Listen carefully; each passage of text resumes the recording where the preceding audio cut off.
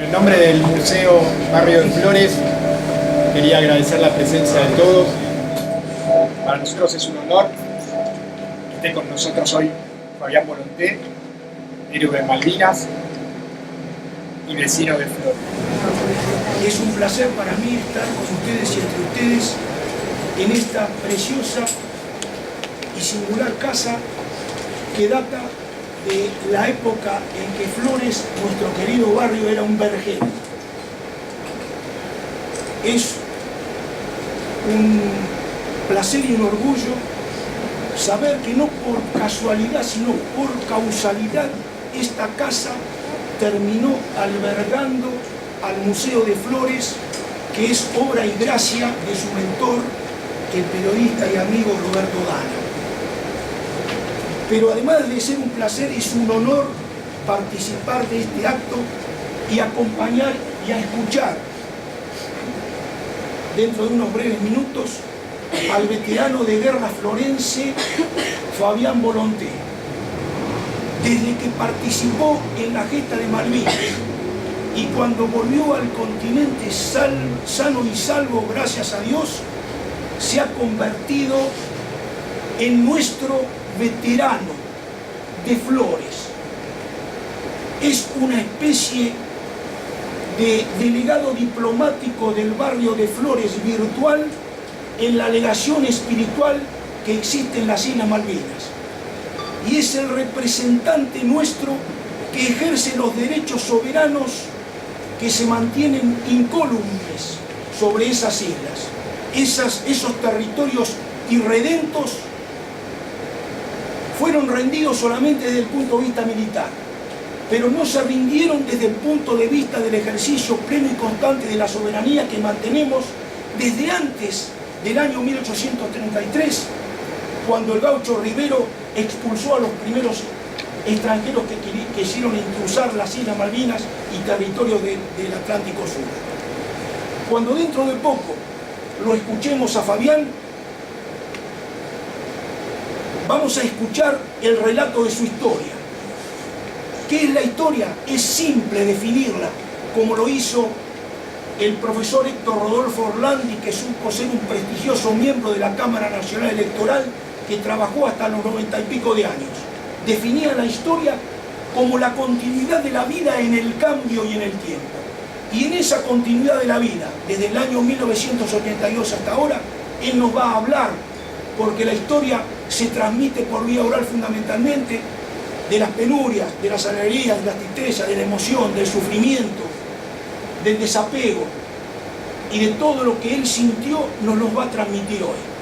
Cuando lo escuchemos, le vamos a rendir un merecido homenaje, y a través de él a todos los veteranos, y a través de todos los veteranos a los 649 hombres del Ejército, de la Fuerza Aérea Argentina, de la Marina de Guerra, de la Gendarmería y de la Prefectura, que cayeron defendiendo la soberanía nacional, regaron con su sangre esas tierras arcillosas, y ahí descansan bajo la protección de Dios, que es el premio y la corona de los justos.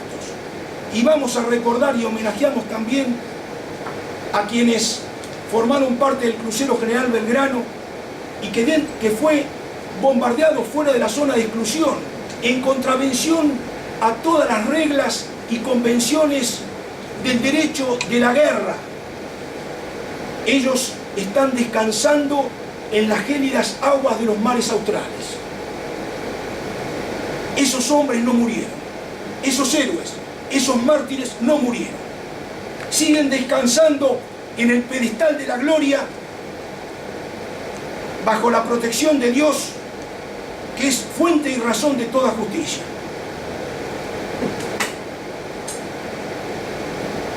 Las Malvinas argentinas, sopla y viento y ruge el mar, dice la canción malvinera. Y convencidos de esa imagen que llevamos en nuestra retina, decimos: no nos entristecemos como los que no tienen esperanza, porque sabemos que esos héroes y mártires están descansando bajo la protección de Dios, que es el premio y la corona de los justos, y bajo el manto de la Virgen de Luján, patrona de la República Argentina. Muchas gracias. Bueno, de todo, gracias por venir. Primero, agradecer acá a Roberto Dana, el director del Museo Acá de Flores, por haber brindado este espacio, que por ahí ustedes cuando subieron acá, vieron cosas de Malvinas, una sala con mi nombre.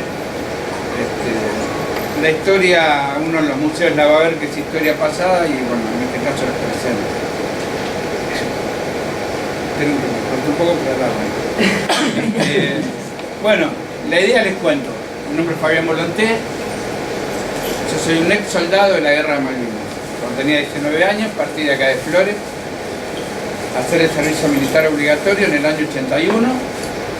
Hice todo el servicio militar en el año 81 y el 8 de marzo de 1982 se terminó mi servicio militar, o sea, a 20 días de la guerra terminó mi servicio militar, me dieron la libreta, me dijeron gracias por su servicio, me fui a mi casa, me vine al taller de acá de Ramón Falcón a seguir trabajando.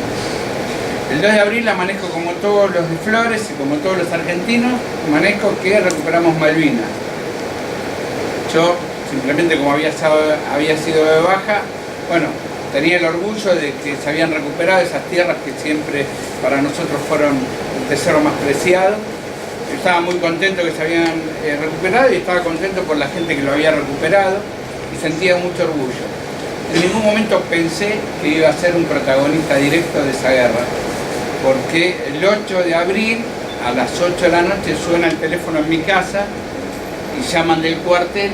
Mi mamá en ese momento me niega, como toda madre, el instinto protector de una madre, me niega, diciendo que no me encontraba. Entonces, y que no sabía cuándo volvía. Entonces, cuando vuelvo, que yo vengo al rato, mi mamá llorando me dice, mirá que te llamaron del cuartel, pero yo te negué, le digo, uy, pero no tenías que haber hecho eso, porque en ese momento estábamos bajo un gobierno militar, un gobierno de facto, y ¿qué pasaba? Ser desertor en ese momento era algo trágico. O sea, era que te capturen, te metan preso, bueno, infinidades de temas que hoy ya no existen para la vida de hoy. Entonces a las 4 de la mañana me volvieron a llamar y a las 8 me presenté en el cuartel. A las 9 de la mañana ya estaba de vuelta con mi uniforme de combate, que es ese que está abajo, que ustedes habrán visto en la sala. Y a las 10 ya tenía puesto el armamento, 11:30 me volvieron a cortar el pelo, a las 2 de la tarde me pusieron de vuelta la vacuna en la espalda y estaba mi armamento listo para partir. La orden de mi compañía, como era una compañía de comunicaciones, era transmitir las comunicaciones de toda la isla, entonces tuvimos que empezar a preparar todo lo que era el armamento de guerra, que eran para nosotros, en vez de cañones y fusiles, eran equipos de comunicaciones y teléfonos, que en esa época, en esa guerra, se usó teléfono a magneto. Era un teléfono, se tendía un cable telefónico y había un teléfono de este lado y otro teléfono del otro lado, y a través de una pila uno le daba el magneto y del otro lado se atendía y se daban las órdenes de tiro. Esa guerra fue la última guerra tecnológica. Hoy las guerras son a distancia. Estamos en Argentina, si queremos invadir Chile, apretamos un botón, vuelan los misiles y las guerras son a kilómetros. En ese momento todavía las guerras fueron cuerpo a cuerpo, que es como se luchó en Malvinas. El 8 de abril me incorporo de vuelta al ejército y el día 13 de abril salgo del cuartel y tengo la noticia que nos vamos a Malvinas. Entonces ahí, bueno, yo llamo a mi hermano y digo, mirá, me voy. La orden es que no, o sea, yo como era de comunicaciones, capté un mensaje, que le bajaban la orden a mi jefe de compañía, que teníamos que estar en el Palomar a las 2 de la tarde para partir al sur. Le llamo a mi hermano y le digo, mirá, me voy. No le digas nada a mamá, pero me voy a Malvinas. Traeme cigarrillos y una cámara de fotos, si podés. Bueno, mi hermano, que trabajaba en ese momento en Córdoba y Florida, me alcanza una cámara de fotos y un par de paquetes de cigarrillos, y cuando él ve realmente, cuando llega al cuartel, ve que yo estaba para irme. Entonces bueno, ahí la llamo a mi mamá no llegó al cuartel a verme porque yo ya había partido para el Palomar. Llegué el día 15 de junio a Malvinas, el día 14 volé a Río Gallegos, Esa noche hice noche en la 11ª Brigada de Infantería y esperamos hacer el cruce al otro día, que era incesante. Viajamos en un avión, en un Boeing 727, no en un avión de guerra, pero un avión que no tenía un solo asiento, solamente estaba el piso, le habían sacado todo. Y arriba de ese avión, en vez de ir, que tenía capacidad para 200 personas, íbamos 400 soldados, más armamento, más bultos, todos arriba de ese avión. Llego a Malvinas el día 15 de abril a las 2 de la mañana y ni bien bajamos del avión, tuve que acampar al lado del aeropuerto, porque eran las 2 de la mañana, no podíamos ir a ningún lado, sobre todo a cuál sería nuestro destino, que era un cuartel en el centro de la ciudad. El otro día nos levantamos y nos fuimos con nuestras carpas y con nuestro equipo nuestro bolso de combate, más el fusil, caminando, eran más o menos unos 30 o 40 kilómetros, hasta lo que sería nuestro cuartel, que era el único edificio de 2 pisos que tenía la isla. Era como el shopping de la isla, se llamaba el Top Park. Se veía de todos lados, es el único edificio de la parte de la vista aérea que se veía de Malvinas que tenía 2 plantas. Ese edificio, abajo, en la parte de abajo, era un juzgado, una biblioteca, el correo, el Consejo Deliberante para los isleños y el centro de atención comunitario. La parte de arriba era un cine, como estamos ustedes ahora, nada más que de un lado había sillones y del otro lado había sillas. Las sillas comunes eran para los kelpers, porque ellos los tenían divididos, y los sillones eran para los ingleses. Nosotros ese cuartel, todo eso lo redujimos, lo pusimos arriba de un escenario para no romper nada y usamos ese cine como centro de operaciones de la Compañía de Comunicaciones Mecanizadas. De ahí partía mi compañía para hacer lo que era el centro de comunicaciones principal y para salir a reparar las líneas telefónicas y atender cableado telefónico durante toda la isla, que eran kilómetros y kilómetros de cable, donde a medida que avanzaban los cables poníamos postas de centrales de teléfonos para que pudieran atender el teléfono y se retransmita la comunicación. Mi vida en la isla durante los 74 días que estuve fueron exactamente salir del cuartel a un colegio secundario que estaba en el centro de la ciudad, que se tomó estratégicamente porque obviamente si el enemigo lo primero que quiere destruir es la comunicación, para que quedemos aislados. Entonces elegimos un colegio secundario en el centro de la ciudad, tomamos ese colegio y lo usamos como cuartel general. O sea, ahí estaban la gente de Fuerza Aérea con los radares, nosotros estábamos con los equipos de comunicaciones y había una especie de centro operativo de segunda línea. Centro operativo donde se diagramaba la guerra, donde se juntaban los generales para usar una estrategia de guerra, estaba en otro lugar. Bueno, mi vida en la guerra fue de ese cuartel a operar equipos de comunicaciones, hacer guardias en los pozos de Zorro, hacía un día operaba la radio y al otro día estaba de guardia frente a lo que vendría a ser un canal de acceso al puerto. Y durante ese conflicto hubo una serie de situaciones que se dan en la guerra, que uno ahí ya el dinero no tiene valor y pasan a tener valores otras cosas, empiezan a vivir lo que se llaman miserias de la guerra. O sea, el poder del más fuerte por el más débil, o sea, el soldado que podía dominar a un soldado débil y abusaba de él, del abuso de la autoridad, del poder, del militar, que te robaba la ración de combate, que era tu comida, y te la sacaba, y te sacaba lo que a vos por ahí era lo que te daba más calorías, que lo que daba, o se quedaba con sus cigarrillos, o hacer una guardia en algún lugar estratégico costaba tantos paquetes, un paquete de cigarrillo o 1 kilo de leche. La comida empezó a escasear en la guerra, si bien había mucha, empezó a escasear. Entonces empezamos a hacer la supervivencia en la guerra, se empieza a transformar, hacia la guerra se empieza a transformar en supervivencia. Para estar en la guerra había que comer, y para comer y estar más o menos bien alimentado había que salir a robar. Entonces algunos soldados que teníamos la suerte, como tenía yo, de estar en la ciudad de noche. Salíamos, en mi caso, me ponía una tira de cabo, porque a la noche solamente los únicos que podían caminar por la ciudad eran oficiales, suboficiales y soldados, pero siempre tenía que haber un oficial o un suboficial que acompañaba a ese soldado. Bueno, yo tenía una tira de cabo, con mis compañeros salíamos a recorrer algunas casas. Cuando visualizábamos que había todos los kelpar, en la parte de atrás tenían un depósito donde guardaban los alimentos que compraban, que el barco venía cada 6 meses.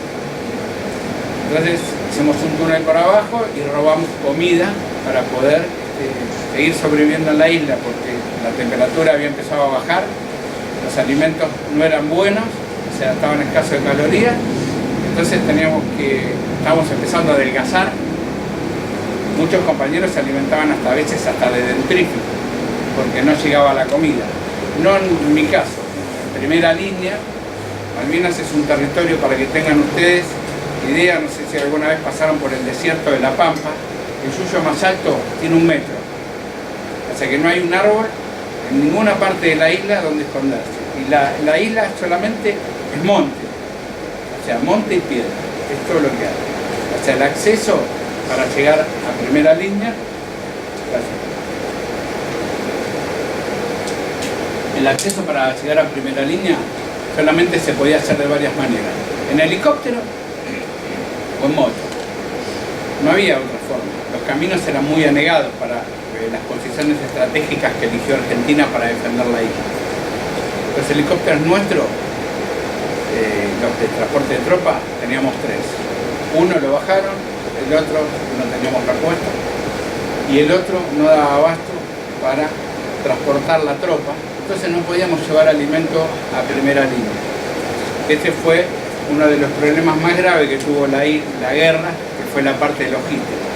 Y por eso, digamos que es el elemento fundamental por la que se perdió la guerra, por la falta de logística, porque no podíamos llevar alimento y no podíamos hacer un recambio de tropa. O sea, yo viví, en el caso mío, hacía un recambio diario. Un día iba a operar equipo de comunicaciones y al otro día estaba en un pozo de zorros, pero había compañeros que estuvieron 74 días en el mismo pozo, o sea, esperando al enemigo. O sea, eso provocó pie de trinchera, que se cangrena en los miembros inferiores de los pies, algunas de las manos, porque la tierra en Malvinas, la turba sangra y se hace agua.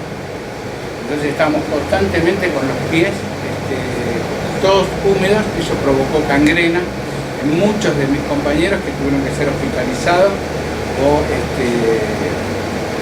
sacados del lugar porque ya no podían soportar el dolor que provocaba la no circulación de sangre. Que hubiera dentro de una trinchera, la trinchera es un pozo de 2 metros, por 1 metro de ancho y 2 metros de profundidad, que te tapa la cabeza. Esa es tu casa y ahí tienes que vivir. Ahí se cocina, ahí se iba al baño, ahí se hacía sus necesidades, ahí se cocinaba, ahí se hacía todo. Por eso hay un dicho que dice que solo conocen el olor del combate los que realmente estuvieron ahí, porque el olor de la trinchera es el olor de la mierda, de la sangre y de todo lo que provoca un estado de guerra, ¿no? Ese era nuestro lugar. Nosotros pasábamos entre 4 y 6 horas en cada pozo, esperando al enemigo, que a veces no venía por donde tenía que venir. Entonces uno se distraía su atención porque no teníamos recambio de tropa. El conflicto, una vez que los ingleses hicieron cabecera de playa a través de un barco hospital en la parte de San Carlos, digamos, fue demasiado medio rápido, porque realmente el problema que teníamos es que no teníamos para transportar tropa a las primeras líneas. Si bien teníamos el batallón de infantería de Marina 5, que fue una de las unidades de ley de Malvinas, no dábamos abasto para poder atacar el esfuerzo que hacían los ingleses para entrar, porque era matar uno y entraba otro, matar uno y entraba otro. O sea, no dábamos abasto para poder frenarlos. Una vez que ellos entraron, empezaron a hacer una guerra planificada, y ahí nos jugó en contra el clima, el frío, el hambre, todas esas cosas, ante un ejército argentino muy valiente, con mucho coraje. Nosotros éramos chicos de 19 años. ¿Está? O sea, si bien le pusimos toda la energía, todo el coraje, que mismo dicho por los ingleses, que ustedes no saben el valor que tenían sus soldados, sí, obviamente éramos chicos de 19 años que estábamos entrenados para un servicio militar obligatorio, pero no para una guerra. El combate es otra cosa, el profesionalismo, hay que saber soportar dolor, hay que saber soportar heridas, hay que saber soportar peso, hay que estar atento al impacto, hay que saber tener una estrategia rápida ante un ataque. Eso, si bien en realidad el soldado argentino le puso todo eso, igual no fue suficiente. Porque tampoco fue suficiente el ataque de aviación. Nosotros atacábamos, nuestros pilotos volaban durante 30 a 40 minutos para llegar a la isla, y podían solamente combatir 15 minutos. En esos 15 minutos había que pegar la vuelta porque no volvían, se caían en el agua, porque no teníamos cómo reabastecerlo, no teníamos portaaviones.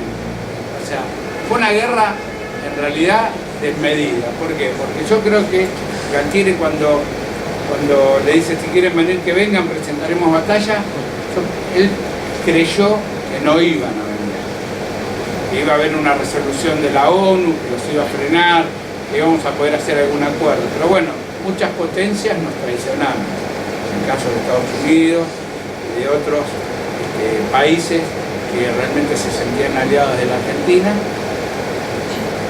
Argentina venía haciendo un gobierno militar, por eso tomó Malvinas, fue un golpe de sorpresa, un golpe de patriotismo, y Inglaterra se venía cayendo un gobierno de la señora Margaret Thatcher, y dijo, bueno, esta es la mía, y largó 120 barcos al agua para recuperar Malvinas. Ellos cuentan sus muertos, que son los oficiales y suboficiales ingleses. Pero ellos tienen más muertos, que son los mercenarios que no los cuentan, que son la gente de África, los senegaleses, todos que ellos hicieron cabecera de playa, pero que no los cuentan entre sus filas, porque como eran pagos, para ellos eran NN. En realidad, el barco hospital de ellos contabilizó más de 400 muertos por parte de los ingleses, y ellos declaran 230. Bueno, durante la guerra, cuando yo tomé, pues yo no, o sea, mi compañía fue a tomar ese cuartel, en ese juzgado, en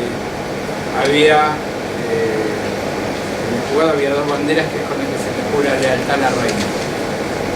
Bueno, esta bandera, una de esas banderas fue capturada por mí, y la tuve durante todo el conflicto, y logré pasarla al continente. Es esta bandera que está acá, que es la con la que se le jura lealtad a la reina. Y esta bandera, bueno, tiene una historia, porque en realidad para poder pasarla tuve que hacer bastante vericué, porque en realidad cuando a mí me caigo prisionero, me tengo que entregar, me despojan de todo lo que tenía. Sacan el casco, el armamento, todo. Lo único que me dejaron fueron la ropa. Entonces, cuando yo tenía la bandera, dije, ¿cómo hago para llevarme esa bandera? Me la van a sacar. Me la tengo que traer como sea. Y entonces, ¿qué hice? Mientras estuve 5 días prisionero, la tuve en mi carpa. Pero cuando me llegó a salir, pasamos por requisas que eran una forma ineludible de poder pasar la bandera, no había forma.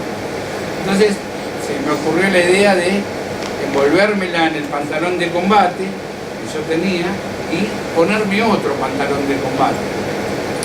Entonces, cuando yo llegué a la requisa, si bien cuando estuve prisionero me había encontrado un arma, una pistola 45, todo. Uno, cuando venía en la guerra, se quería traer algo en la guerra. Bueno, una pistola, la bandera, yo traía mis cartas. Y en el momento que empezamos a pasar por las diferentes aduanas o requisas, empecé a desprenderme de todo, porque los ingleses cuando capturaban algo se ponían muy violentos.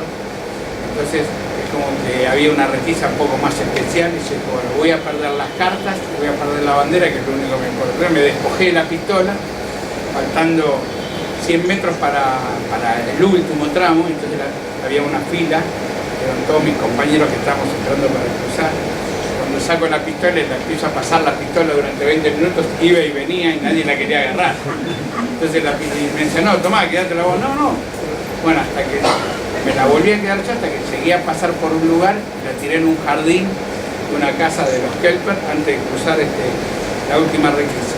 Cuando me requisaron con esta bandera, el inglés me hizo bajar los pantalones. O sea, me requisa, entonces no me nota nada, pero cuando me bajo los pantalones, yo tenía un calzoncillo largo, entonces el tipo me revisa, me dice que está bien, cuando me vuelvo a subir, este pie se hinchó, porque la bandera bajó hacia la bota. Entonces mi pie pasó a estar de este lado, era totalmente ancho contra este pie finito. Entonces me doy cuenta, advierto la situación, y es como que no sé qué iba a hacer el tipo, como que me miraba, y entonces yo acá en la campera, el Rubén que está abajo, el maniquí, mi compañero me había enroscado la máquina de fotos, con el rollo adentro y todo.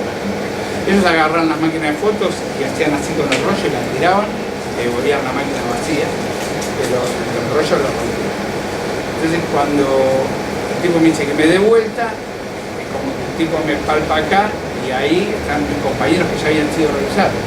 Ellos hablaban castellano, esas personas, esos ingleses que nos revisaban. Entonces me voy, entonces el tipo me dice como que venga, me vuelve a llamar y es como que me cabullo entre mis compañeros que ya estaban revisados. El tipo, como tenía que seguir revisando, se dejó pasar y fue la historia de cómo pude pasar esta bandera, la cámara de fotos con el rollo completo, del que saqué 20 fotos, que son las fotos que están exhibidas abajo en las vitrinas, que muchas fotos son, algunas en el lugar de combate, hay una que si la llegan a ver, que hay un avión que está volando al ras del agua, eso es en pleno combate, yo la saqué en pleno bombardeo, se estaban atacando, y hay un avión que está volando a 80 centímetros del agua, y le saco una foto y bueno, justo pensé que no iba a salir, salió, se ve reflejado el avión.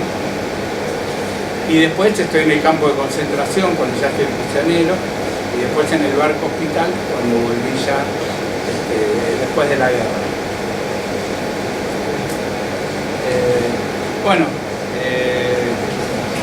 ¿Una pregunta quieren hacer? ¿A qué trincheras denominaban trincheras de zorro? La trinchera del zorro es un pozo de zorro, se le dice a un pozo que está cavado, lo cavás vos con tu propia pala, que vos te asignan el lugar, te dicen, bueno, tenemos que cubrir esta área y vos tenés que empezar a cavar, entonces cavás un pozo para abajo y tienen que taparte, tu cabeza tiene que dar 15 centímetros abajo del límite de la tierra. Entonces vos cuando vas cavando después tenés que dejar como si fuera un escalón para poder asomarte con el fusil y apuntar.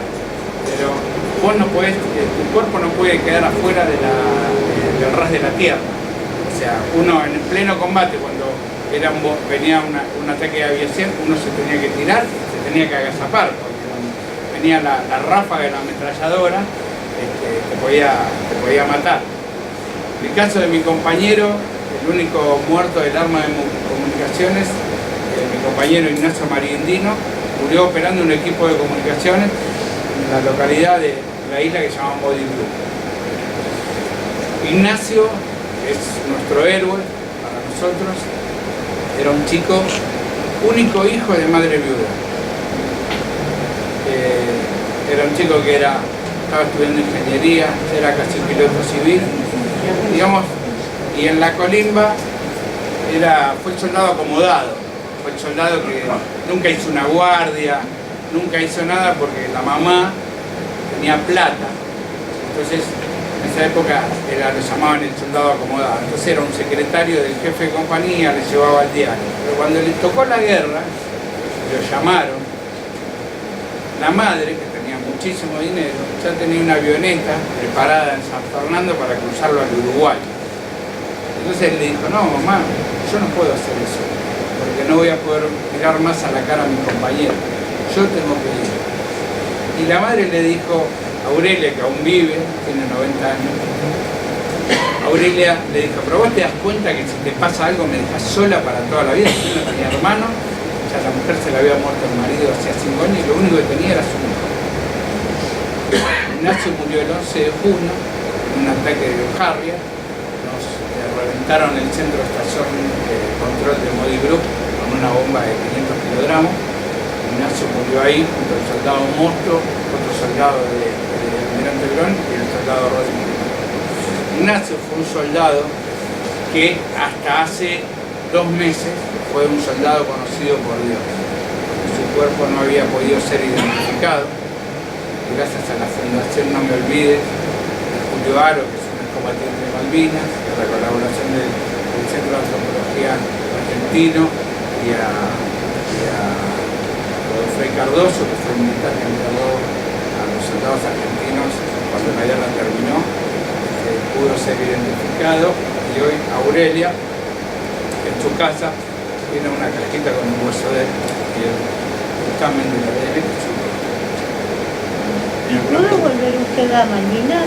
¿Cómo? ¿Puedo volver a Malvinas después? No, todavía no volví, pero por una decisión mía todavía no volví. En realidad, todos los años digo que tengo que ir, porque quieren cerrar esa puerta y no volver nunca más. Le dan circunstancias que no... En realidad el año pasado quería ir con mi compañero, que es Nico, que ustedes vieron en esa imagen de siendo héroe, es mi hermano. Quería ir con él el año pasado por cuestiones de cosas no se dio, y este año es como que todavía no estaba el ánimo para ir y no sabemos cuándo realmente va a ser. Mi pregunta quizás, digamos, porque no estoy muy en el tema, no lo seguí, digamos, cuando ustedes llegan y toman esos edificios, ¿dónde está la gente? ¿Los Kelper? ¿Dónde fueron? ¿Dónde estaban? No, los Kelper, nosotros tomamos edificios públicos. Sí. La gente seguía la vida de los Kelper, hacían la vida normal en la guerra. Totalmente. No es que se los encerró, se los acaparó, se los puso en un lugar. La gente iba a trabajar el que quería. Obviamente las clases estaban cortadas. Los chicos tenían que permanecer en sus casas, pero la gente vivía en sus casas. Más, ellos eran realmente uno de nuestros principales enemigos, porque en realidad Malvinas hay 2.000 habitantes. Ahora hay 4.000 militares y 2.300 habitantes. Los habitantes de la isla se manejaban en esa época con equipos de banda ciudadana, porque no había teléfono celular ni nada. Entonces la forma de comunicarse era con un equipo de radio, con una frecuencia exclusiva, y uno sabía que ponía el canal 37 y se comunicaba con Juan, o ponía el canal 40 y se comunicaba con Pedro. Bueno, esos equipos de banda ciudadana, a nosotros, nos jugaron en contra, porque ellos delataban nuestras posiciones. Y ellos a la noche venían a cañonear con la artillería naval, tenían error de casi 1 metro, 2 metros, porque ellos, los mismos Kelpers, se comunicaban, o sea, los ingleses sabían cuáles eran las frecuencias que los Kelpers tenían, y se comunicaban con ellos y les decían, en tal lugar tenés 40 personas, en tal lugar tenés 30 tipos, en ese monte tenés tantas personas. Los tipos venían y se arriesgaban a cañonear, que el cañoneo empezaba a las 9 de la noche y terminaba a las 3 de la mañana, y el sonido era ¡bum! ¡Bum!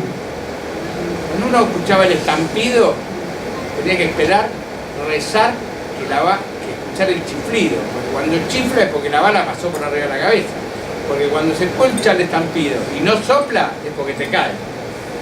Así eran durante 4 horas, hasta que le pudimos tirar, bajo el ingenio argentino, se tiró un misil que es solamente mar-mar, es un misil que puede ser tirado de barco a barco. Sin embargo, los argentinos, que tenemos tanto ingenio para todos, en eso muy inteligentes, se armó una rampa de despegue como si el misil estuviera en el barco, porque no había otra forma de tirarlo. Bueno, entonces se apostó a ese barco que venía todos los días a romper los quinotos. Y bueno, se preparó la rampa, y el día que estábamos preparados para... Yo justo ese día estaba en la estación control de red, que íbamos a tirarlo, después no pudimos porque la marea lo corrió al barco. El barco siempre se paraba en el mismo lugar, venía y esperaba. Pum, pum, pum, pum. Bueno, digo, bueno, lo ponemos acá, se puso la rampa era fija, no se podía ni mover ni para la izquierda ni para la derecha. El barco se tenía que parar acá. O se parar ahí le dábamos. Bueno, ese día que yo estaba con el radar y el centro de comunicaciones, ese día el barco se corrió por la marea. Bueno, no fue. A los 2 días, ese barco posó en ese lugar, ese barco fundido con ese misil, es un misil Mar 38, que fue disparado de tierra y los tipos no entendían de dónde había salido ese misil, porque jamás pensaron que teníamos ese misil para alargarlo de tierra, o sea, lo esperaban del aire, pero jamás que se acercaban a la costa les tiraban. Bueno, entonces a partir de ahí se cortó el cañoneo naval, ya los tipos ya no sabían de qué teníamos adentro. Esas son todas las pericias que se hacían los argentinos a nivel armamento, inclusive muchas de las defensas de Monte London, todo con los morteros, mismo dicho por los ingleses, que no entendían, con morteros refrigerados por agua, habíamos podido parar el avance de 7, 8, 9 horas de la artillería inglesa con 6 o 7 morteros y ellos creían que había, no sé, 200 tipos y eran 12 personas con un juego de enlace de mortero que era un tiro que iba rotando dentro del campo de combate y que a ellos no lo dejaba pararse para empezar a poder tomar la posición. Esas son todas las estrategias que tenían los soldados argentinos y los comandos que eran muy inteligentes a la hora del combate, pero que no llegaban a ser suficiente ante el avance de un enemigo muy poderoso que tenía hasta radares para captar el calor humano. Entonces fue una guerra, digamos, tecnológica destacado por los ingleses, porque Malvinas fue la última guerra donde el soldado argentino luchó hasta con sable bayoneta. Se ha quedado sin municiones y ha sacado el sable y ha ido a buscar al enemigo con el sable. Eso está escrito por los ingleses y eso ocurrió en Monte London. El soldado argentino está muy bien conceptuado. Lo que nos faltó en la guerra fue la logística. En mi punto de vista, jamás la hubiéramos ganado, porque largar 120 barcos al agua, con toda la tecnología, con todo el personal, con todo el armamento, contra la poca capacidad que nosotros teníamos, era dificilísimo.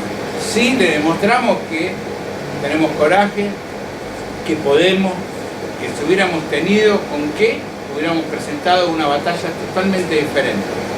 Aún así, con lo poco que teníamos, ellos se llevaron muchas sorpresas, sobre todo la aviación, el terreno del mortero, el terreno de la defensa antiaérea.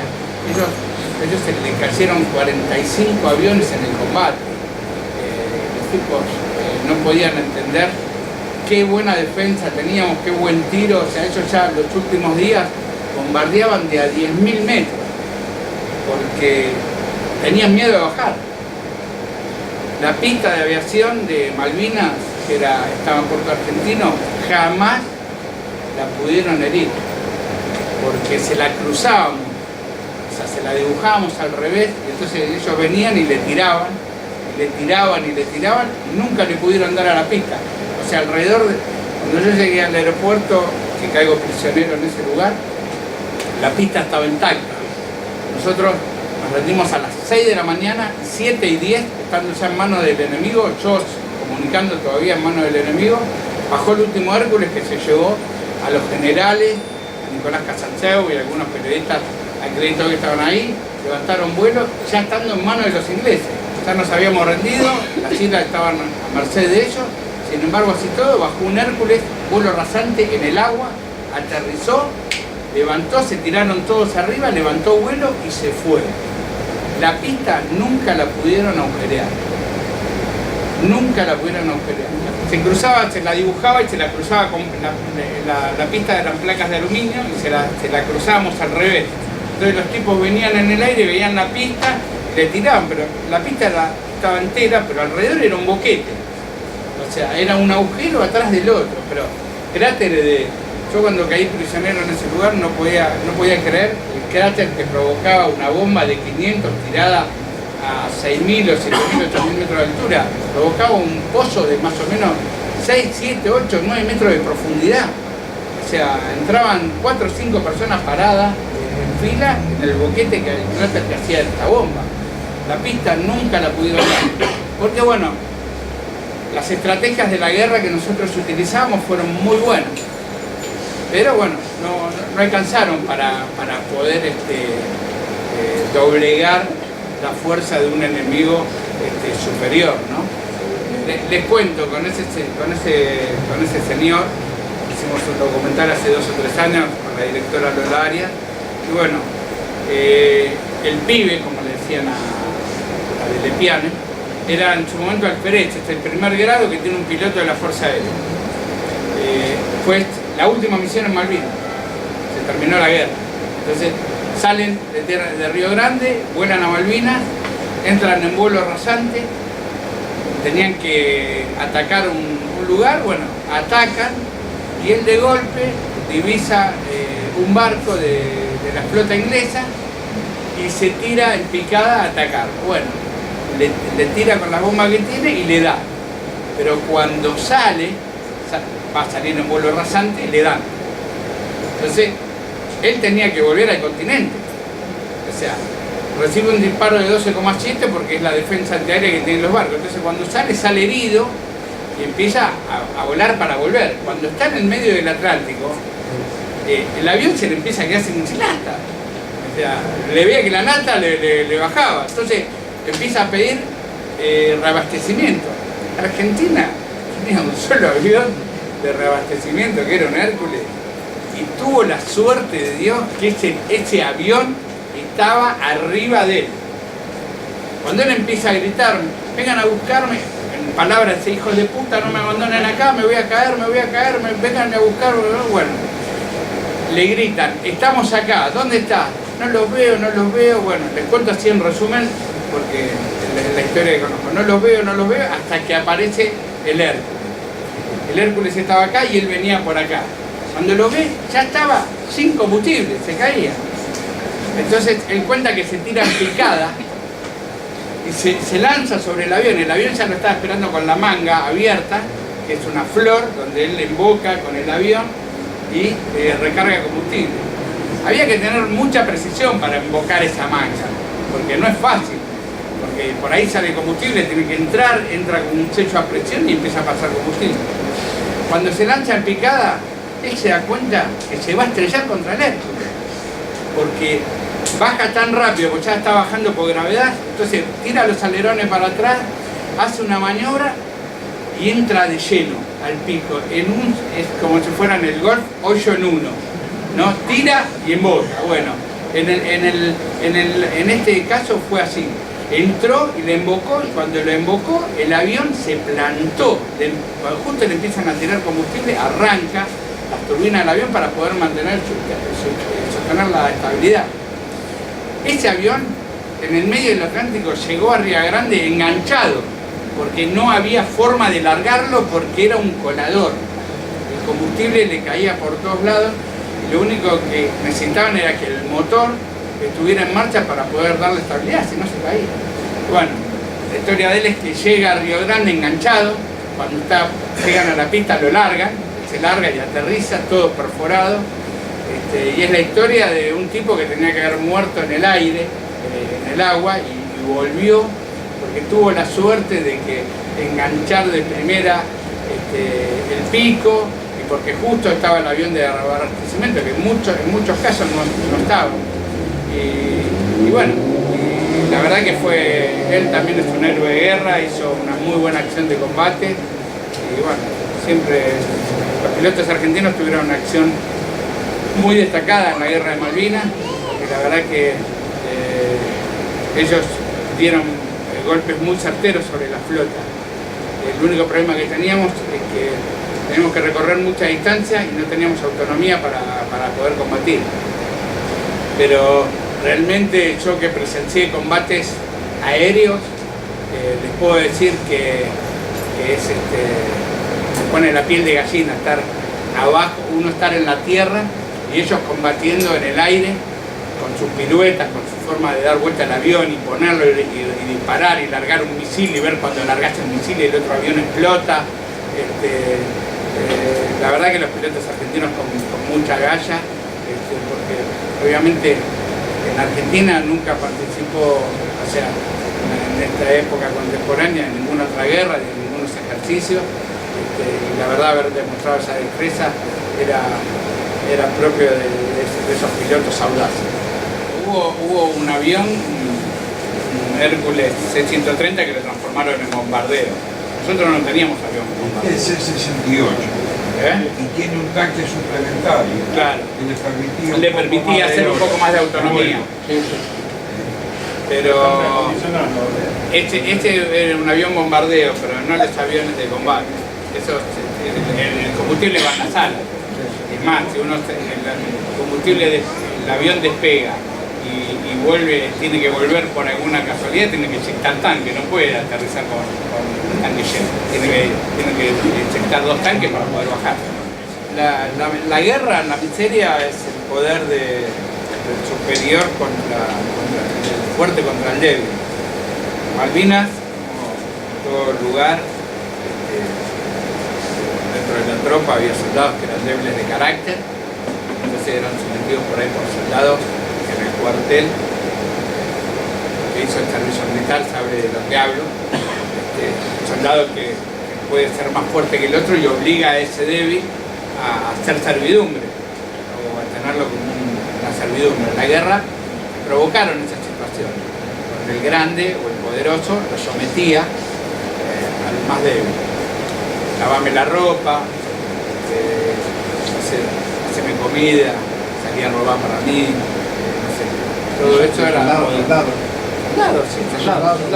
soldados, hablo de los soldados. Los superiores era el poder de la orden. Por ejemplo, a mí me tocó un caso que siempre lo cuento, que es, digamos, no fue un caso de tortura, pero digamos, estuvo muy cerca. Una noche estaba de guardia, hacía como ya 16, 17 grados bajo cero, y este brazo se me congelaba izquierdo. Estaba con esa campera que ustedes ven abajo, es una campera israelí, y realmente el frío me cortaba adentro. Entonces era la guardia, yo estaba constantemente frotándome este brazo porque no lo sentía. Un cabo primero que estaba como jefe de guardia, estaba escuchando la radio uruguaya, Radio Colonia o Radio Cárdenas, no me acuerdo. Y me dice, cállese, Volonté, deje de frotarse, Volonté, porque no puedo escuchar la radio. Tengo frío, mi cabo primero, no me duele el brazo, cállese. Al rato era más espaciado, yo trataba de no molestarlo al tiro, imaginate. No, cállese, no, pero no puedo, me duele mucho el brazo, venga para acá. Entonces me sacó, estaba dentro de un edificio como este haciendo una guardia. Me sacó, yo estaba al lado de un canal, era el canal de acceso al Atlántico. Esa noche la marea había bajado en ese canal, se habían abierto más o menos 60, 70 o 80 metros de playa adentro del agua. El tipo me sacó de ahí, me paró en el medio del canal. Durante 3 horas, entre las 2, entre la 1 y las 3 de la mañana. Yo era un muñeco visible de cualquier punto de la isla, porque cuando vos estás en el combate nocturno, ya no divisás quién es el enemigo. A veces empezaban a disparar y no se sabía de dónde venían las balas, si eran nuestras. La cuestión es que las balas trasantes te pasaban por arriba de la cabeza. Yo mientras estaba parado ahí en ese momento pensé que me iban a matar, porque cualquiera que divisaba pensaba que era un inglés, un comando inglés que estaba en el canal o atravesando el canal para entrar a la isla. Y bueno, estuve más o menos 1 hora apostado hasta que me vino a rescatar un comando del Regimiento de Infantería 25, San Meldín, que ellos estaban haciendo una especie de patrullaje, me sacó de ahí y me llevó con él hasta un lugar para estar protegido, y cuando me vino a buscar mi superior le dijo, no, el soldado está conmigo. Bueno, pues armó una especie de entredichos entre ellos, que ahora no vale la pena ni. Pero bueno, en ese momento yo creí que me iban a matar, que me iban a pegar un tiro, porque el soldado en la guerra es el elemento más barato. ¿Está? Es preferible tener un fusil, porque soldados hay 200, pero si no está ese fusil, no hay otro soldado para reponer. O sea, la vida del soldado en ese momento no vale nada. O sea, vale más un arma que una carta, ¿no? O sea, las cartas, hablando de cartas, que juegan un papel preponderante en la vida de un soldado, que cuando uno después recibe una carta, se le da una carta a su familia, es como que se levanta el espíritu y vuelve con otro ánimo al campo del combate para poder hacer o seguir continuando la tarea que uno tenía, porque realmente recibe todo el aspecto de la familia y le pide que se cuide, le cuentan las cosas de la vida de la familia. Entonces uno, después de leer esa carta, que es tan importante para un soldado, salía con otro espíritu. Tengo una más, puede ser. Sí, dale. En el artículo de Clarín que salió, hablas que vos vas a las escuelas a dar una charla. Sí. ¿Escuelas de qué? Cualquier ¿Secundario, primario? ¿Cómo lo reciben los He ido chicos? hasta jardín infante. No me digas. ¿Les interesa? O sea, te preguntan. Mirá, o es informativo? las historias, a todos los chicos les gusta, obviamente, obviamente, digamos, yo me pongo este uniforme y les digo para dar una charla. Hoy la verdad que no voy con este uniforme, no voy a todos lados, no voy a dar las charlas generalmente a los chicos de primaria, porque ellos cuando te ven con el uniforme es como que ven algo superior, y entonces se empiezan a imaginar cosas, se les propone preguntar y hacer preguntas. Yo llevo material, tengo bastante material, revistas, cartas, te cuento un poco la historia de mi persona, que es lo que viví en la guerra. La verdad que siempre he tenido, la verdad que habré dado más de 200 charlas y siempre me llevo el mejor recuerdo. He ido a Mendoza, he ido a un montón de lugares a dar charlas a las escuelas, porque realmente lo hago gratis, ad honorem, dejo de trabajar para que esta historia, porque obviamente hay que malvinizar. O sea, nosotros después que venimos del continente, que era la pregunta que decía Ezequiel, volvimos olvidados. A las 2 de la mañana nos largaron para que nadie nos vea, nos largaron de los cuarteles y nos taparon con diario. O sea, el primer gobierno democrático, que fue el del doctor Raúl Alfonsín, nosotros fuimos los parteros de la democracia. Se termina la guerra y se inicia el proceso para que vuelva un gobierno democrático. En los 9 años del gobierno, en los 8 años del gobierno del doctor Alfonsín, nos taparon con un diario. No existimos, porque decía que reconocernos a nosotros era como reconocer el proceso de la Organización Nacional, que ellos estaban haciendo un juicio a las juntas militares por el tema de los desaparecidos. Yo estuve con el doctor Alfonsín en la Facultad de Abogacía unos años antes que muera y se lo reclamé, porque yo estaba participando también ahí con una parte de la charla y le dije, y él me contestó que sí, que se habían equivocado con nosotros, porque habían sido muy tiernos, o sea que como que no tuvieron el suficiente valor como para reconocernos en ese momento. Ese no reconocimiento en esos 9 años provocó los primeros 80 suicidios, ¿no? Y empezamos a tener lo que se llama síndrome postraumático de guerra, que lo sufren todos los soldados que estuvieron en la guerra.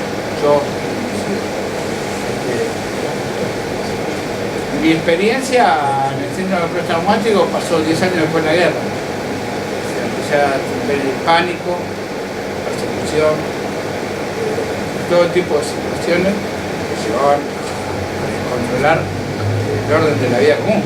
Trabajaba y todo, pero había situaciones donde la dejaba a mi esposa con un tren, me iba, o no sé, o de golpe empezaba a gritar, y se empezó a armar un desorden emocional en mi cabeza que todos hablaban de eso, pero como que yo no lo quería reconocer. Decía que no, bueno, empecé a tomar medicación, esa medicación que tomaba no colaboraba, si bien apaciguaba, me aplacaba, pero realmente no me daba. Hasta que di con un psiquiatra, una persona especialista en síndrome postraumático de guerra, y realmente me sacó adelante. O sea, hoy estoy estable, digamos, gracias a él, porque la verdad que he vivido situaciones que en esas situaciones, al que le pasa esto, a veces vive un límite de suicidio. O sea, llega un punto en que dice, la verdad, no me interesa más vivir, como me ha pasado con compañeros que se han matado en el teléfono. Uno hablando de ley, se han pegado un tiro. O porque ya no soportaban el abandono, un montón de situaciones que pasaron. Porque el abandono de la guerra, al soldado argentino, el no tener en su momento una contención por parte del Estado. ¿Por qué? Porque si yo hubiera vuelto de la guerra sin una mano y era un técnico en electrónica o en computación, no iba a poder ejercer mi profesión. Entonces el Estado, que me tomó por un decreto del Poder Ejecutivo, me sacó del seno de mi familia, porque yo era un civil. ¿Tá? Yo no era un soldado, era un profesional, una persona que estaba cumpliendo con el servicio militar obligatorio, que tenía que cumplir todo joven de 18 años. Así que yo era uno más de cualquiera. Me sacaron del seno de mi familia y me llevaron a la guerra. La guerra me mutilaron, me cortaron un brazo, me hirieron. Cuando vuelvo, ¿qué tendría que haber hecho el Estado? Bueno, mirá, la verdad, vos ya no vas a poder más manejar una computadora. ¿Qué vas a poder hacer? ¿Te gusta pintar cuadros? Bueno, te vamos a dar un curso, te vamos a dar una salida laboral y vamos a ver, pintar cuadros y lo vendemos acá en la Casa Rosada, algo vamos a hacer. Eso no ocurrió. Entonces nosotros, ¿qué pasó? Tuvimos que salir a contar nuestra historia en los colectivos. Porque el que estaba haciendo una mano, se subía al tren y contaba la historia de la guerra y empezaba a vender una estampilla que te daba lástima, y vos le comprabas. ¿No? Le decía, uy, pobre tipo, fue a la guerra. Entonces era una limosna. O sea, en vez de haber sido, no sé, un premio por la guerra, que tendría que haber estado, pasamos a contar la historia en los colectivos en los trenes. Eso fue sucediendo hasta que en el año 91, el primer gobierno de Menem, el primer desfile militar que se hace, la última fracción del desfile eran los veteranos de guerra de Malvinas. Ahí estaban todos mis compañeros, silla de ruedas, muletas, sin piernas, sin brazos. Ahí el presidente se dio cuenta y dijo, uy, pero ¿esto qué es? ¿Qué pasó? Son los veteranos de guerra de Malvinas. Bueno, señor presidente, con estos chicos hay que hacer algo. Bueno, ahí nos dieron nuestra primer pensión no contributiva de 110 pesos. Y no nos dieron la obra social. O sea, pasamos a cobrar 100 pesos, que eran $110 en ese momento, pero no teníamos contención ni psiquiátrica, ni médica, nada. Seguíamos estando a la deriva. Así pasaron los años, hasta que en el año 2004, el primer gobierno de Kirchner, yo ya estaba militando en el año 2000, me entré a interesar muy fuerte en esto, porque veía muchos compañeros míos que tenían muchos problemas, empecé a militar en la Casa del Veterano de Guerra. En el año 2004 acampé en Plaza de Mayo. El primer gobierno de Kirchner, el primer TEDEM, el día 22 de mayo pongo una carpa y acampo con varios compañeros que decidimos acampar en Plaza de Mayo por los derechos de los soldados. Y pedir tres cosas, que era una pensión digna, y el tema de salud y un resarcimiento moral, porque para esa época ya en esta sociedad ya habían resarcido otras comunidades, como la comunidad de la gente de los familiares desaparecidos. Nosotros, nada. Nuestras madres fueron olvidadas. Recién hoy el presidente anunció que va a haber un monumento para las madres de los caídos en combate. Recién hoy, pasaron 37 años de ese evento. Nosotros hoy tenemos un índice de suicidio hoy de 600 soldados suicidados de la guerra de Malvinas y tenemos hoy en total más o menos unos 2.000 soldados que ya no están más, que se murieron en esta última etapa entre una edad de 55 y 50 años. Muchos de mis compañeros han muerto por cáncer, o sea, cirrosis, porque dentro de esta locura que terminó siendo esta guerra, muchos compañeros se dedicaron al alcohol, a las drogas y diferentes tipos de cosas que los llevaron a una muerte muy temprana. Este año llevamos 77 muertos al mes de abril. ¿Nunca hubo algún tipo de acercamiento hacia los ámbitos castrenses? O sea, ustedes eran civiles, pero participaron de una guerra contra otros que sí eran de los, digamos. ¿Vos me hablas de la iglesia? No, los militares. ¿De los militares? Claro. No, o sea, hay algo que es fundamental. El militar, cuando nosotros terminamos el servicio militar, como nosotros éramos civiles, nos largaron a la calle.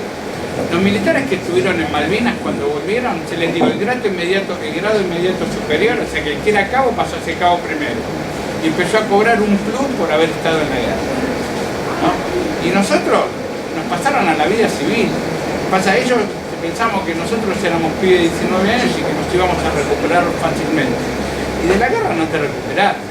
Es una marca que te queda para toda la vida. O sea, yo hoy, más allá de que tengo 56 años, sigo siendo un soldado. O sea, me acuesto pensando en Malvinas y me levanto con eso. O sea, si bien cuando hay algún tema de soberanía y todo, que no se cumplen con los pactos de soberanía o reclamos, soy el primero en reclamar, porque yo fui a defender.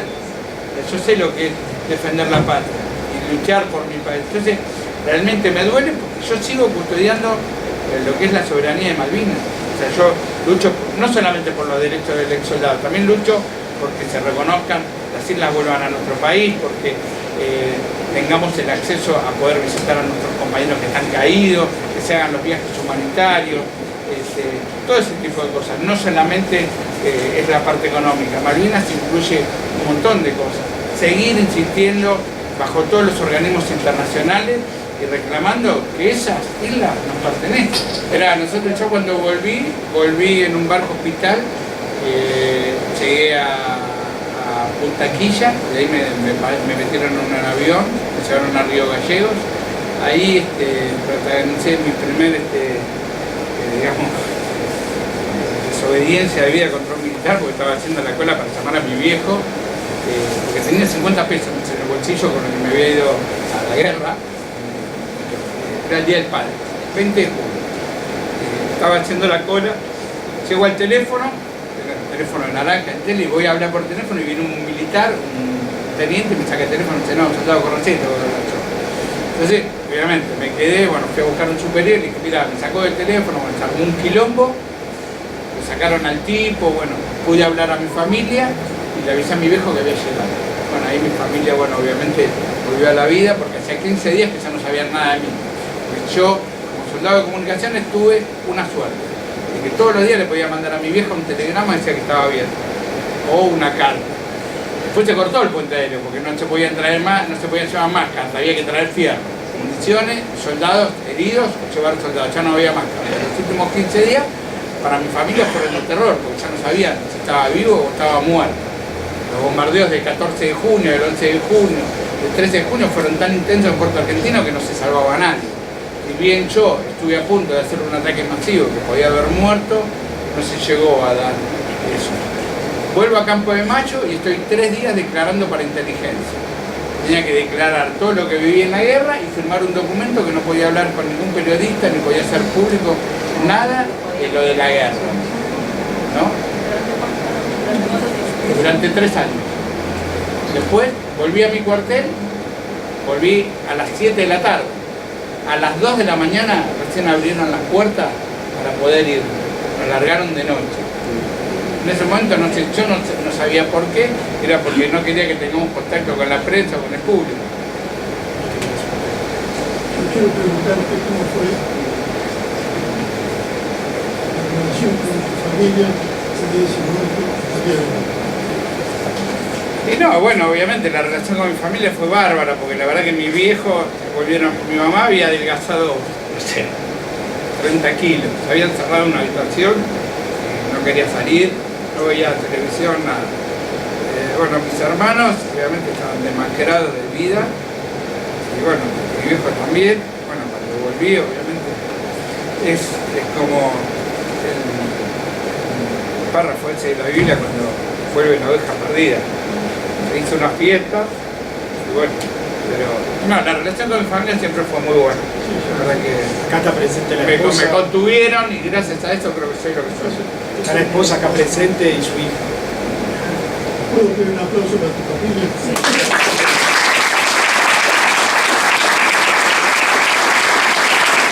Está presente acá mi tío y él en este momento de la guerra era presidente de una empresa muy importante argentina-francesa. Y bueno, ellos no creyeron nunca en el gobierno militar. Y a la las empresas las obligaban a hacer lo que se llama el fondo patriótico, entregar dinero a las empresas. Bueno, esa empresa no creía en eso, entonces no hizo ese aporte al fondo, ¿no? Entonces cuando volví de Malvinas, esa empresa le dijo a mi tío que me pusiera. Y en ese momento me alcanzó para comprar un 120. En un momento te cuento, el soldado era enterrado en el momento que caía en el combate en el lugar. En el lugar. Sí, porque obviamente un cuerpo entra en descomposición. Claro. O sea, mi compañero, Ignacio Marindino, el primer cementerio que tuvo lo tuvo en Modibruco. Se lo sepultó ahí, lo sepultamos nosotros, mis compañeros. Lo enterró en la bolsa de dormir. Ah, con la bolsa de dormir. Sí, se lo enterró. Le clavó una cruz y le puso el nombre. Cuando termina la guerra, un inglés llamado Godofrey Cardoso fue el encargado, Inglaterra le encargó que recoja todos los cuerpos de la isla, tanto ingleses como argentinos. Ese tipo dio sepultura a los soldados argentinos. Pero no tenían el nombre, los cadáveres. Nosotros no teníamos la medalla. O sea, ustedes abajo hay una foto por ahí. El soldado argentino tenía que tener una medalla, que es una medalla de aluminio, que se parte en dos, una parte queda en el cuerpo y una, en realidad es así. La parte que está con la bandera argentina, que es una soga, se pone acá en la boca, se la guarda así, y se puede identificar al soldado. Y la otra parte se le entrega a la madre, o al familiar que lo recibe. Esas medallas no existieron en el ejército argentino.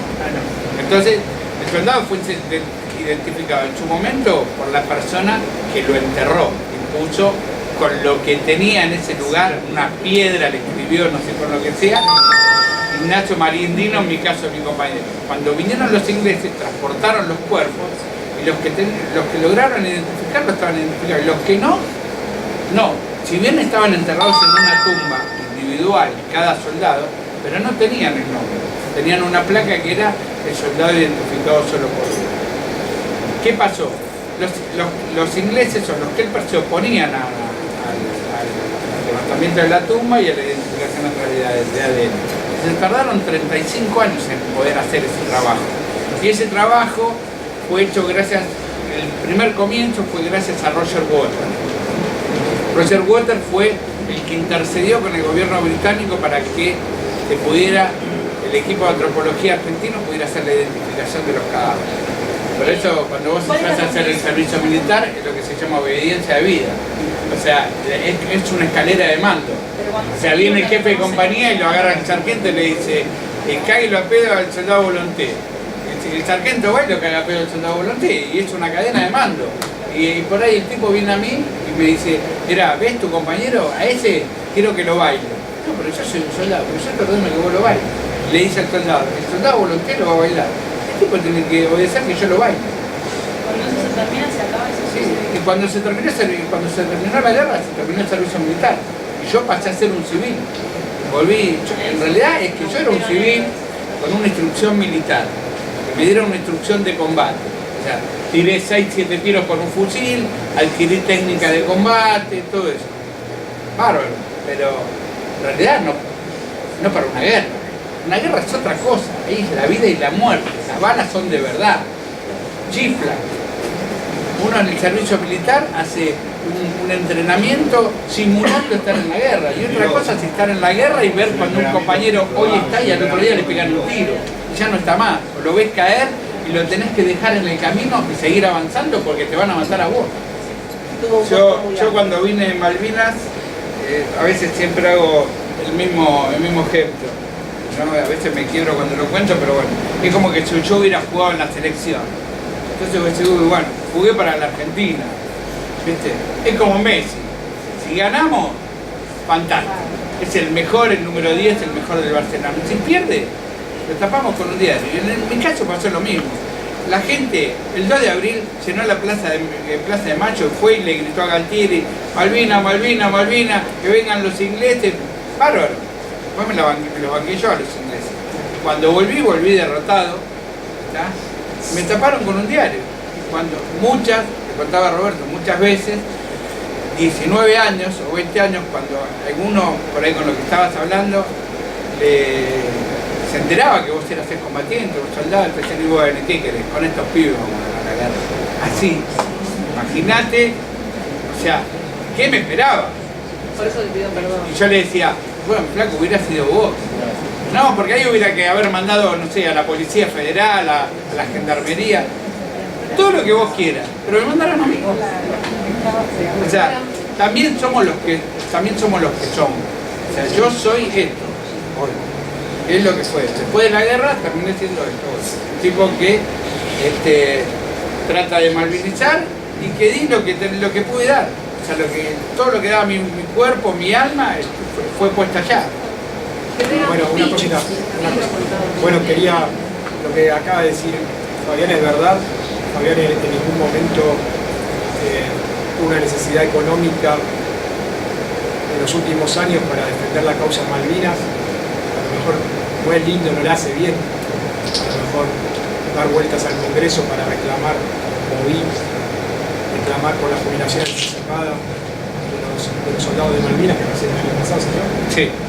Recién el año pasado tienen una jubilación anticipada de Malvinas.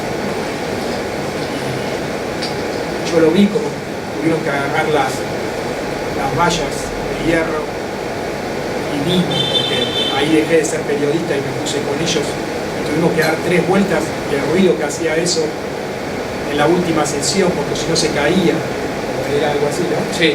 Se caía porque no la podían tratar.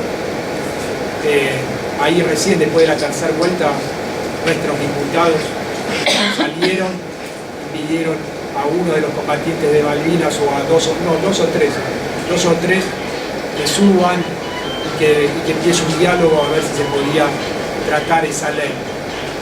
Fabián estuvo ahí con otros combatientes, hay algunos que ya hoy no están.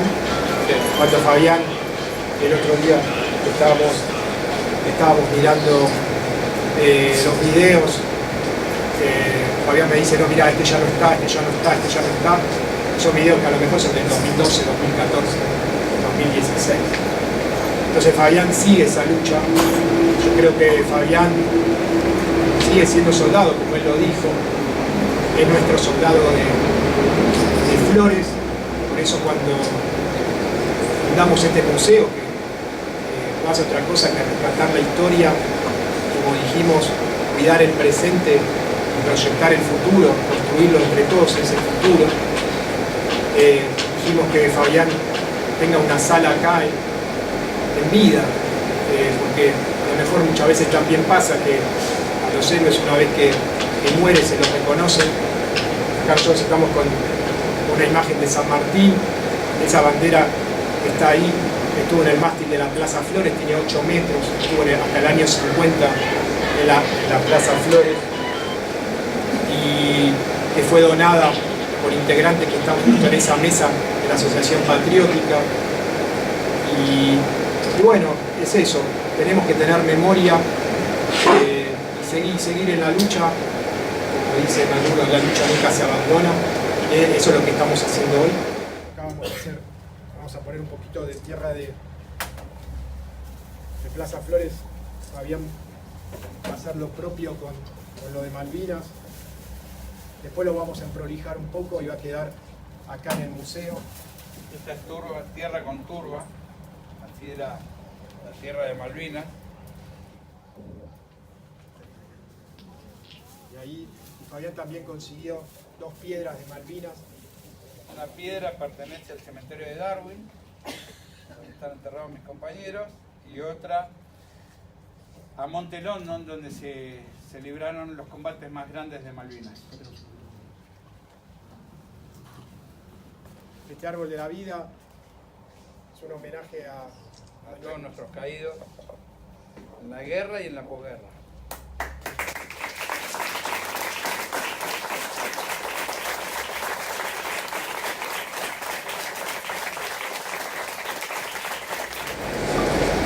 Tiene el fondo negro, primero por el luto, una franja roja que simboliza la sangre de los caídos y la bandera argentina, con una placa que tiene las islas y dice el lema de la comunidad, que es siguiendo esta ruta que es al futuro.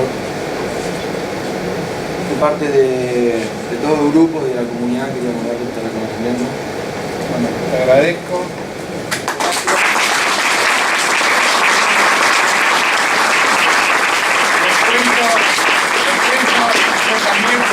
Scout. Cuando era chico, pertenecía al batallón 212 del Ateneo Don Bosco, en Ramos Mejía, donde hoy casualmente en ese lugar donde fue mi cuartel de Boy Scout, se ha montado uno de los museos más lindos sobre la guerra de Malvinas, que le hizo el Centro de Veteranos de La Matanza, y en ese lugar donde yo fui Boy Scout, hoy hay un museo de Malvinas que fue inaugurado ayer. Así que yo conozco bien lo que es ser Boy Scout, campamentos y todas las actividades que se ofrece el Boy Scout a la comunidad, a la iglesia, a la sociedad, porque lo he vivido. Así que les agradezco enormemente por esta distinción.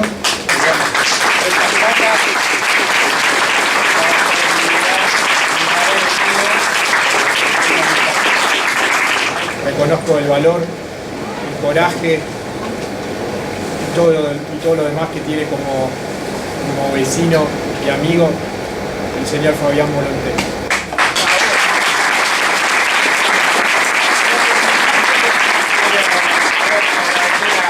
Del museo, a Roberto Dana, por esta oportunidad, por este reconocimiento. No es común, no abunda. Y después, bueno, pedirle a los vecinos de Flores que apoyen el museo. O sea, está recién abierto, se financia con fondos propios, el Estado no aporta nada. Así que hasta ahora la vamos llevando, pero bueno, espero que la gente pueda tanto colaborar con algún objeto, con algo que tenga guardado, que está escondido en algún placar y que tenga que ver con la vida de Flores, que lo traiga para que pueda ser exhibido y la gente lo vea, y difundir el museo, que es lo mejor que puede hacer, porque es el primer museo de iniciativa privada que tiene la capital federal, así que sería bueno que tenemos un papa, tenemos un museo, que trascienda las fronteras para que la gente venga a Flores, nos visite y estén acá en el museo. Y que nosotros seamos parte de eso. Les agradezco, muchas gracias.